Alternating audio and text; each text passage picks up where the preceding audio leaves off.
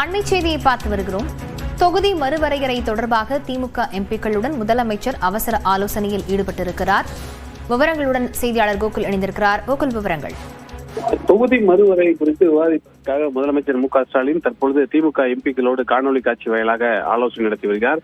நாளைய தினம் இந்த சட்ட மசோதா நாடாளுமன்றத்தில் அறிமுகப்படுத்த உள்ள நிலையில திமுக எம்பிக்களோடு முதலமைச்சர் ஆலோசனை நடத்த உள்ளது முக்கியத்துவம் வாய்ந்ததாக பார்க்கப்படுகிறது. குறிப்பாக தமிழ்நாட்டில தொகுதிகளுடைய எண்ணிக்கை உயர்த்தப்பட்டாலும் மக்கள் தொகை அடிப்படையில தமிழகம் வஞ்சிக்கப்படுகிறது. குறிப்பாக தென் மாநிலங்கள்ல தொகுதி மறுவரையினால் கடுமையான பாதிப்புக்குள்ளாக இருக்கிறது என்ற பல்வேறு கருத்துக்களை ஏற்கனவே திமுக முன்வைத்து தொடர்ந்து தொகுதி மறுவரையறைக்கு எதிர்ப்பு தெரிவித்து வரக்கூடிய நிலையில நாடாளுமன்றத்தில் நாளைய தினம் இந்த சட்ட மசோதா அறிமுகப்படுத்த உள்ள நிலையில முதலமைச்சர் எம்பிக்களோடு பல முக்கிய கருத்துக்களை ஆலோசனைகளை வழங்கப்படுகிறது.